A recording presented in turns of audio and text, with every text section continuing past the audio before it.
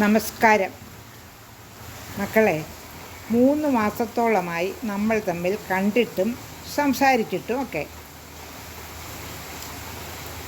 എൻ്റെ നാഡിമിടിപ്പ് ശരിയാക്കാൻ, ഹൃദയത്തിൻ്റെ നാഡിമിടിപ്പ് ശരിയാക്കാൻ ഒരു പേസ് മേക്കർ ഘടിപ്പിക്കേണ്ടി വന്നു. പ്രായമേറുമ്പോൾ എന്തെങ്കിലുമൊക്കെ രോഗങ്ങൾ കടന്നാക്രമിക്കുമല്ലോ, അത്രയേ ഉള്ളൂ. ഓരോ അവശതകൾ വരികയും ചെയ്യും. ദൈവം തമ്പുരാൻ കൂടെ ഉണ്ടല്ലോ എന്ന ആശ്വാസമാണ് എപ്പോഴും ഉള്ളത്. അതാണ് സമാധാനവും സന്തോഷവും തരുന്നതും. നമ്മൾ ശ്രീമദ് വാൽമീകി രാമായണം അയോധ്യാകാന്ഡം 59-ാം സർഗം വരെ വായിച്ച് നിർത്തിയിരുന്നു. ഇന്ന് 60-ാം സർഗം നമുക്ക് തുടങ്ങാം. തെറ്റുകുറ്റങ്ങളെല്ലാം ക്ഷമിക്കണേ മക്കളെ. നമുക്ക് തുടങ്ങിയാലോ?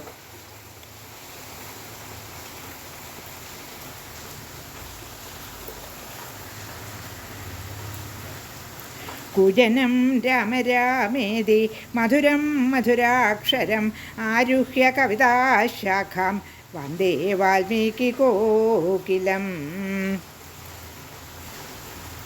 രാമായ രാമഭദ്രായ രാമചന്ദ്രായ വേധസേ രഘുനാഥായ നാഥായ സീതായ പതയേ നമഃ. മനോജവം മാരുതതുല്യവേഗം ജിതേന്ദ്രിയം ബുദ്ധിമതാം വരിഷ്ഠം വാദാത്മജം വാനരയൂഥമുഖ്യം ശ്രീരാമദൂതം മനസാ സ്മരാമി.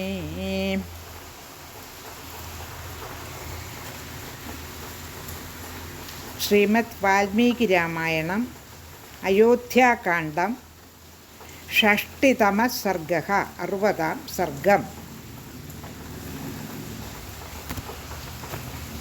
1 തുടങ്ങി 12 വരെയുള്ള ശ്ലോകങ്ങൾ നമുക്കാദ്യം വായിക്കാം. 1 തുടങ്ങി 7 വരെയുള്ള ശ്ലോകം ആദ്യം വായിക്കാം, പിന്നീട് 12 വരെയുള്ള ശ്ലോകങ്ങൾ വായിക്കാം. 1 തുടങ്ങി 7 വരെയുള്ള ശ്ലോകങ്ങൾ. തതോ ഭൂതോപസൃഷ്ടേവ വേപമാനാ പുനഃ പുനഃ ധരണ്യാംഗതസത്വേവ കൗസല്യാസുതമബ്രവീദ നയമാം യത്ര കാകുൽസ്ഥ സീതാ യത്ര ജലക്ഷ്മണഃ താൻ വിനാക്ഷണമപ്യദ്യ ജീവിതും നോത്സഹേഹ്യകം.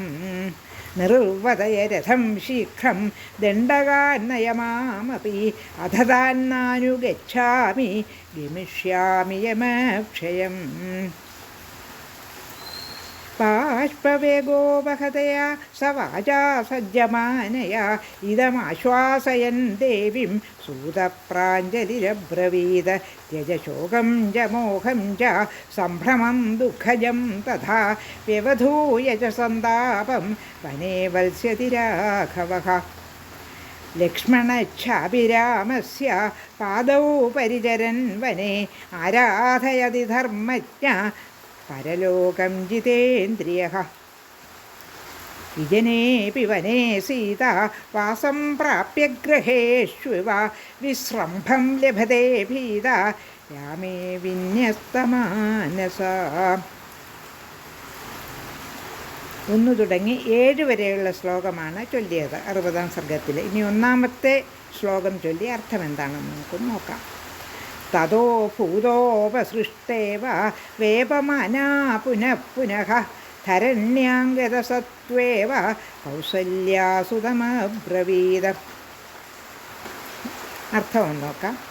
ബാധ കയറിയ പോലെ വീണ്ടും വിറച്ചുകൊണ്ട് പ്രാണൻ പോകും പോലെ നിലത്ത് കിടക്കുന്ന കൗസല്യ സൂതനോട് പറഞ്ഞു. ശ്ലോകം 2.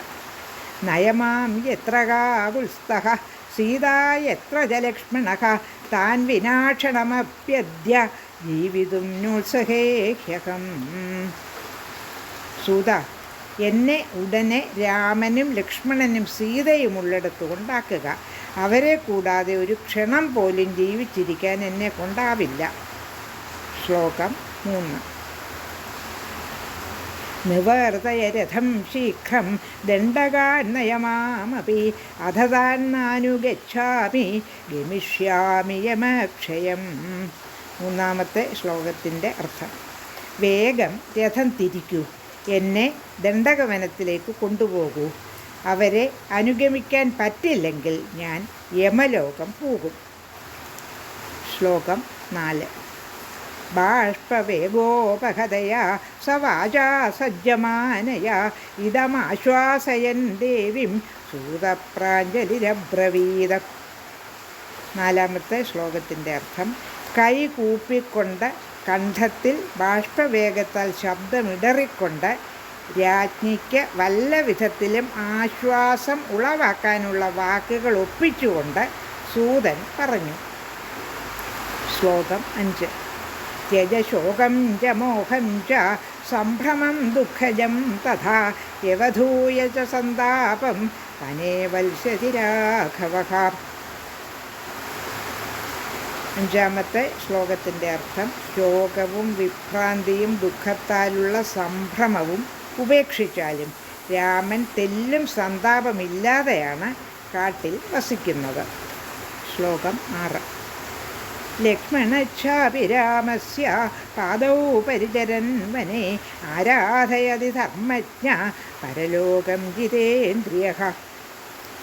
ജിതേന്ദ്രിയനായ ലക്ഷ്മണനാകട്ടെ ജ്യേഷ്ഠൻ്റെ പാദശുശ്രൂഷ ചെയ്തുകൊണ്ട് പരലോകം നേടാൻ വേണ്ട ധർമ്മം അനുഷ്ഠിക്കുന്നു. ശ്ലോകം 7. വിജനേപി വനേ സീത വാസം പ്രാപ്യ ഗൃഹേഷ്വ വിശ്രംഭം ലഭതേ ഭീത രാമേ വിന്യസ്തമാനസ. രാമനിൽ മാത്രം മനസ്സ് വേരൂന്നിയവളായും അഭീതയായിരിക്കുന്ന സീത വിജനവനത്തിലെ വാസത്തെ ഗൃഹത്തിലെ വാസം പോലെ കണ്ട് തികഞ്ഞ സംതൃപ്തി നേടുന്നു. 8 തുടങ്ങി 12 വരെയുള്ള ശ്ലോകങ്ങൾ ചൊല്ലാം. ന്യാസ്യാദൈന്യം കൃതം കിഞ്ചിത് സുസൂക്ഷ്മമവിലക്ഷ്യത്തെ ഉചിതേവ പ്രവാസാനാം വൈദേഹി പ്രതിഭാതി മേ. നഗരോപവനം ഗത്വാ യഥാ സ്മരമതേ പുരാ തഥൈവ രമതേ സീത നിർജനേഷു വനേഷ്വപി. ബാലേവ രമതേ സീത ബാലചന്ദ്രനിഭാനന രാമാ രാമേഹ്യദീനാത്മാ വിജനേപി വനേ സതി. തദ്ഗതം ഹൃദയം യസ്യാസ്തദധീനം ച ജീവിതം അയോധ്യാ ഹി ഭവേദസ്യ രാമഹീനാ തഥാ വനം.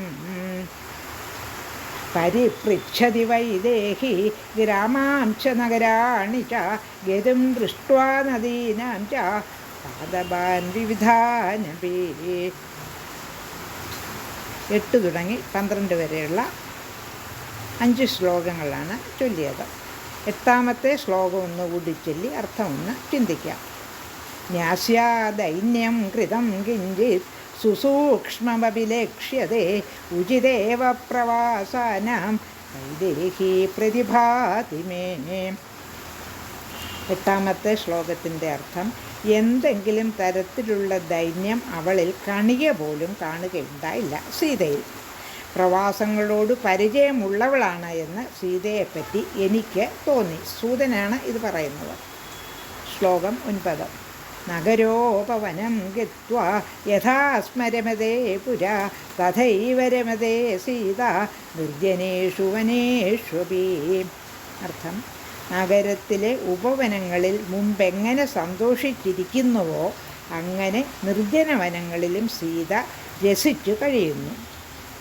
ശ്ലോകം 10. ബാലേവ രമതേ സീത ബാലചന്ദ്രനിഭാനന രാമാ രാമേഹ്യദീനാത്മാ വിജനേപി വനേ സതി. 10ാമത്തെ ശ്ലോകത്തിൻ്റെ അർത്ഥം: ഉദയചന്ദ്രമുഖിയായ അഭിരാമിയായ സീത ഒരു ബാലികയെപ്പോലെ ഒട്ടും ദൈന്യം കൂടാതെ രാമനിൽ മാത്രം മനസ്സു വെച്ചവളായി വിജനവനത്തിൽ കഴിയുന്നു. അതായത് അവൾക്ക് ഒരു ദുഃഖവും ഇല്ല എന്ന് സൂചിപ്പിക്കുന്നു.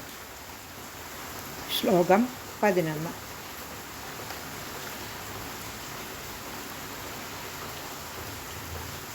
തദ്ഗതം ഹൃദയം യസ്യാസ്തദധീനം ച ജീവിതം അയോധ്യാ ഹി ഭവേദസ്യ രാമഹീനാ തഥാ വനം. അവളുടെ ഹൃദയം ആർക്ക് അധീനമോ ആ ആൾക്ക് അധീനം തന്നെയാണ് ജീവിതവും. രാമനില്ലാത്ത അയോധ്യ അവൾക്ക് വനസമം ആയിരിക്കും. ശ്ലോകം 12. പരിപൃച്ഛതി വൈദേഹി ഗ്രാമാംശ നഗരാണി ച ഗതും ദൃഷ്ട്വാ നദീനാം ച പാദപാൻ വിവിധാനപി. ശ്ലോകം 12ൻ്റെ അർത്ഥം.